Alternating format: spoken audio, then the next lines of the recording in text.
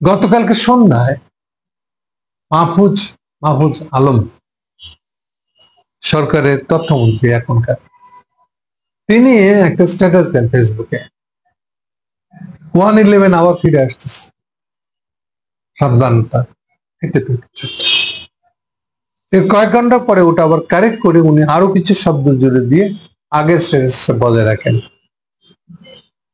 সেই স্ট্যাটাসটাকে কেন্দ্র করে আবার বিএনপি সালাউদ্দিন আমাদের টিটকিরি দেন যে ওনার আগেকার রেওয়াজ অনুযায়ী নিশ্চয়ই আর কয়েক ঘন্টা পরে এটাকে সরাই ফেলবেন। ঘটেছে তাই। আর কয়েক ঘন্টার পরে কারেকশনের আরো কয়েক ঘন্টা পরে আমরা দেখলাম যে উনি পুরো স্ট্যাটাসটাই প্রত্যাহার করে নিয়েছেন। কিন্তু গতকাল সন্ধ্যে থেকে এখনো পর্যন্ত, আজকে পর্যন্ত মানুষজনের জিজ্ঞাসা আমার কাছে ইনবক্সে লিখে পাঠাচ্ছে, মাহফুজ এই কথা বললো কেন? এখন আমি এক্ষেত্রে আমি যেভাবে বুঝছি এরকম একটা ব্যাখ্যা দিতে পারি, এক্সাক্ট কারণ বলা মুশকিল। আমার ধারণা কি ব্যাখ্যাটা কি তাহলে ব্যাখ্যাটা হলো, আমি মনে করি এইটার সাথে সম্পর্কিত আছে গতকালকে সকালে যে মিটিং এ রেফারেন্স দিচ্ছিলাম আপনাদেরকে প্রথম প্রশ্নে, যে ইনসাফ সকালে একটা সেনা সদস্যদের সাথে বৈঠক করেছেন। এই বৈঠকের সাথে আরেকটা সম্পর্ক আছে। এটা যেমন একটা দিকের কথা বললাম, ইনসাফের প্রস্তুতির কথা বললাম যে উনি আগামী দিনটা কি করে আগাবেন, কেমন করে আজ 5 বছরের জন্য প্রেসিডেন্ট হবেন, তারই একটা পরিকল্পনা এগুলা আসে। ঠিক একই রকম ভাবে আরো দুটো পরিকল্পনা আছে সমাজে, একসঙ্গে প্যারালালি চলছে। একটা হলো যে বিএনপির পরিকল্পনা। বিএনপির পরিকল্পনা যদি উপায় না থাকে তাহলে ওই 100 সিট নিয়ে বেঁচে থাকতে হবে, ইনসাফের দয়া 100 সিট পায় বেঁচে থাকবে। আর একটা প্ল্যান আছে বিএনপির বলে আমার ধারণা, সেটা হলো যেমন ওরা প্রায় বলতেছে যে সবার আগে, এখন যেটা আগে বলতো এখন ইলেকশন, এখন ইলেকশন, আর এখন বলে এখনই ইলেকশনের date declare, immediate date declare, ইনসাফকে ডেট, নির্বাচনের তারিখ ঘোষণা করতে হবে এখনই। কেন এটা বলে? এটা বলে এই কারণে যে তাদের ধারণা যদি একবার ইলেকশনের ডেটটা ঘোষিত হয়ে যায়, যেহেতু তারা সবচেয়ে বড় পার্টি তাদের বিশ্বাস অনুযায়ী, এবং তারা ধরে নিয়েছে তারা তো আগামীতে ক্ষমতায় যাচ্ছে, ফলে তারা এবার এই ঘোষণাটা পাওয়ার পরে ইনসাফের বিরুদ্ধে একটা আন্দোলন গড়ে তুলবে। আন্দোলনটা হবে তত্ত্বাবধায়ক সরকার আন্ডারে ইলেকশন হতে হবে, ইংলিশ সরকারের আন্ডারে না। এই আন্দোলনের বিজয় যদি তারা খাড়া করতে পারে, অর্জন করতে পারে, তাহলে তো হয়ে গেল। তাইলে আর ইংলিশ সরকার 100 সিটের মধ্যে তাকে আটকে থাকতে হবে না, ওটাকে বাইপাস করতে পারে বা ওভার রিড করে চলে যেতে পারে। এই কাজ, এরকম একটা পরিকল্পনা তাদের মধ্যে আছে বলে শোনা যায়, এবং সেই কারণে বারে বারে ডেট ঘোষণার ব্যাপারে তারা সবচেয়ে বেশি সোচ্চার। এগুলো একটা ব্যাখ্যা। দুইটা ধারা দেখলাম আমরা, থার্ড একটা ধারা আছে।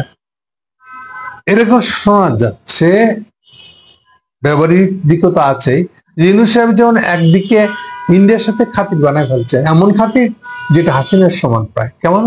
হাসিনার মতন ইলিশ আম পাঠানো শুরু হয়েছে, ইলিশ পাঠাইছে কিনা জানি না, আম পাঠায় বেড়াইছেন অলরেডি।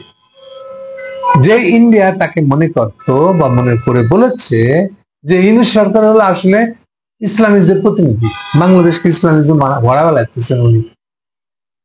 ইউনূস সাহেব হলো রেডিক্যাল ইসলামের নেতা, এটা ইন্ডিয়ান ভাষ্য, যেটা তারা বিবিসিতে এ পর্যন্ত 6টা ভাষ্য দিয়েছে, তার মধ্যে কয়েকটা ভাষ্য, অন্তত 2টাতে বোধহয় এই ভাষ্য আছে যে ইউনূস সাহেব ইসলামীদের নেতা, বাংলাদেশকে ইসলামীদের লাগতেছে। সো তারা এবার যখন এই কাণ্ড করতেছে, আম পাঠানো শুরু করছে, খাতিরের আম, কয়েকবার বৈঠক হয়েছে ফর্মাল ইনফর্মালি। এইসব কারণে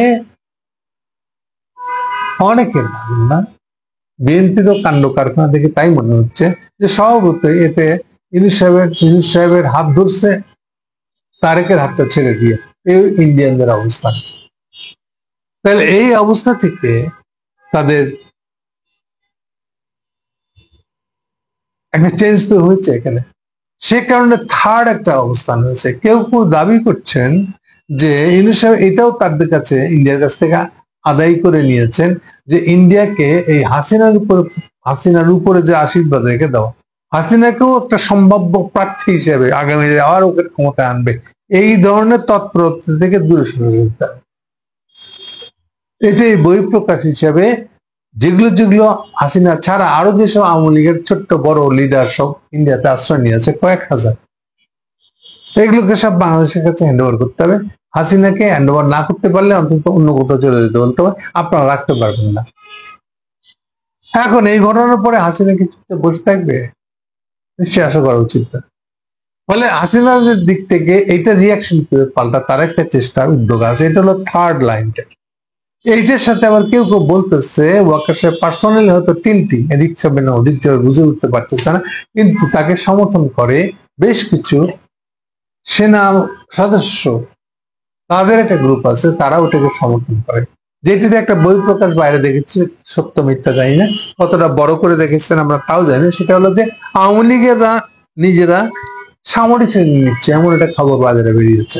তাও আর একটা এর সঙ্গে সংশ্লিষ্ট একটা মেজরের তাকে অ্যারেস্ট করা, তাকে ধরে নিয়ে আসা, জবাবদিহিতার আন্ডারে নিয়ে যাওয়া এবং কোর্ট প্রসঙ্গে নিয়ে যাওয়া, তাকে এত পর্যন্ত ঘটে গেছে। ফলে এটা হলো থার্ড লাইন একটা। তো একই সঙ্গে এই বিষয়গুলো চলতেছে। আসলে ফাইনালি কে জিতবে, কোথায় যাবে, কি হবে, এই জন্য আমি বারবার বলতেছিলাম যে 5 তারিখের পরে জিনিসটা আরো ঘোলাটে হবে, কারণ প্রত্যেকের ইচ্ছা কার কি মনের খায় সেটা প্রকাশ হয়ে যাবে। ফলে ঐক্য তো দূরের কথা, ন্যূনতম ঐক্য আনা, বাস্তবতা থাকা, এটা ঘটবে না। সবাই সবার মতন ধান্দা দিয়ে কি করে তার টার্গেটে পৌঁছবে, তারই একটা প্রতিযোগিতা শুরু হয়ে যাবে, যেখানে বাস্তবতা যে দরকার একটা ঐক্যে, মতৈক্যের একটা দরকার, সেখানে মত অনৈক্য হয়ে যাবে বাংলাদেশ। এই কথাটাই আমরা বারে বারে বলে আসতেছিলাম। সো এবার আসেন তাহলে মাহফুজ কেন ঘোষণাটা দিল।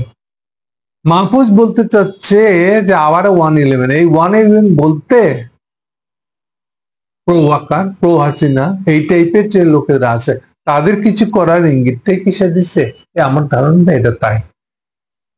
সো এখান থেকে তাকিয়ে যখন দিয়েছে 111 বললা, তাহলে স্বভাবতই আমি এটাকে রিড করি ভাবে, ধরা যাক ইউনূস সরকার, ইউনূস সাহেব নাই ক্ষমতায়, মানে হলো তার যত উপদেষ্টা আছে সব কেউ নেই, তার যেসব উপদেষ্টার নামে অর্থ লোপাটের অভিযোগ আছে, শোনা যায় প্রমাণ আছে, স্বভাবতই তার সবচেয়ে বেশি উদ্বিগ্ন হবে। অর্থাৎ তাদের কাছে একটা বিরাট কনসার্ন যে 111 আসছে। আর একটা পার্সোনাল লেভেলের খবর জানি, এমনকি বিএনপির ভিতরে বড় বড় নেতা কর্মীদেরকে কালকে সারা সন্ধ্যা আলাপ ছিল, কেউ বাসায় থেকে না। আজকে সকালে আমাকে একজন বিএনপি নেতা বলছিল এই কথা, যে কালকে সন্ধ্যার পরে কেউ বাইরে থাকলে বলা হচ্ছিল জলদি শেল্টারে চলে যায়, মানে বাসায় থেকো না, দিনটা খারাপ, ওই যে 111 ঘোষণা দিয়ে। তাহলে মাহফুজের 111 ঘোষণাটা is a reaction of Yunus সাহেবের উপদেষ্টাদের রিয়াকশন। সকালে মিটিংটা হওয়া, আশঙ্কা তাদের বেড়ে যাওয়া, তারই একটা রিয়াকশন ছিল এটা বলে আমি মনে করি। এখন তাতে হয়তো আবার ইউনূস সাহেব তাদেরকে ধমক দিয়েছে, এইটা দিয়েছে কেন, এখনই সরাই ফেলছে। কিন্তু সরাই ফেলুক আর না ফেলুক, আমার অনুমান, আমার ব্যাখ্যাটা হবে যে এটা ইউনূস সাহেবের উপদেষ্টা সভার সদস্যদের রিয়াকশন, তারই বহিঃপ্রকাশ ছিল এটা। Thank you.